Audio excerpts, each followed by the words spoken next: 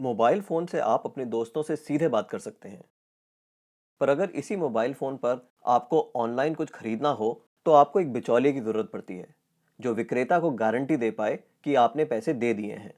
पर क्या ये मुमकिन है कि एक क्रेता और विक्रेता आपस में सीधे समझौता कर लें, बिना किसी बिचौलिए की सहायता के? ब्लॉकचेन नामक एक नई टेक्नोलॉजी ऐसा मुमकिन कर रही है। ब्लॉकचेन को आप एक वितरित डेटाबेस यानी डिस्ट्रीब्यूटेड डेटाबेस मान सकते हैं, जो कि एक दो कंप्यूटरों पर नहीं, हजारों लाखों कंप्यूटरों पर प्रतिलिपित है।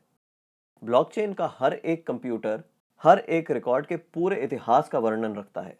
यह डेटाबेस एन्क्रिप्टेड है, यानी हर एक रिकॉर्ड गोपनीय तरीके से दर्ज किया गया है। ब्लॉकचेन फॉल्ट टॉलरेंट भी है, यानी अगर इस सिस्टम में कुछ कंप्यूटर खराब भी हो जाते हैं, तब भी यह सिस्टम ठीक तरह से काम करता रहता है। ब्लॉकचेन डेटाबेस एक सार्वजनिक बही खाता यानी पब्लिक लेजर है, जिसमें कोई भी नए समझौते या रिकॉर्ड को दर्ज करने के लिए कई सारे साझेदारों की स्वीकृति की जरूरत पड़ती है। इसको हैक करना बहुत मुश्किल है, क्योंकि ऐसा करने के लिए हैकर को एक ही क्षण हजारों कंप्यूटरों को एक साथ हैक करना पड़ेगा। यह कारण है कि हम ब्लॉकचेन को एक सुरक्षित टेक्नोलॉजी मानते हैं। ब्लॉकचेन का पहला प्रयोग हुआ था 2008 में, जब बिटकॉइन नामक एक डिजिटल मुद्रा का आविष्कार हुआ। बिटकॉइन मुद्रा किसी देश, सरकार या बैंक द्वारा नियंत्रित मुद्रा नहीं है, यह एक डिजिटल मुद्रा है।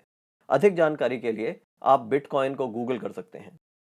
केवल मुद्रा या पैसे से संबंधित प्रयोजन के लिए ही नहीं, ब्लॉकचेन का प्रयोग कहीं भी हो सकता है जहां पारंपरिक रूप से विश्वास, भरोसे या गारंटी के लिए एक बिचौलिए की जरूरत है।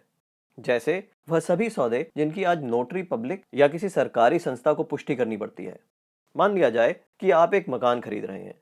आप चाहेंगे कि इस सौदे को सरकारी रजिस्ट्रार के यहाँ दर्ज किया जाए, ताकि आपको एक सरकारी दस्तावेज मिले जो साबित करे कि आप उस मकान के कानूनन मालिक हैं।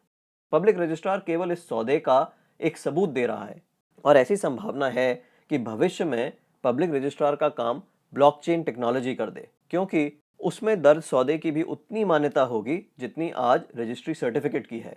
सार्वजनिक होने की वजह से इसमें घपले की संभावना भी कम होगी।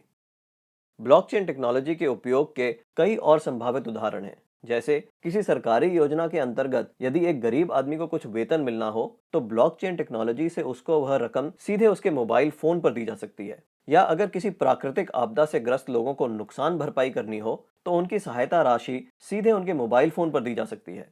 इससे भ्रष्टाचार भी कम होगा। शिक्षा में भी ब्लॉकचेन का इस्तेमाल हो सकता है। कागजी डिग्री के बदले छात्रों को ब्लॉकचेन आधारित डिग्री दी जा सकती है। इससे जाली डिग्री की समस्या का भी समाधान हो सकता है। ब्लॉकचेन उन टेक्नोलॉजी में एक है जो 21वीं सदी की अर्थव्यवस्था में बहुत बड़ा परिवर्तन लाने की क्षमता रखती हैं। आपको ब्लॉकचेन टेक्नोलॉजी में क्या नया हो रहा है, इस पर नजर जरूर रखनी चाहिए।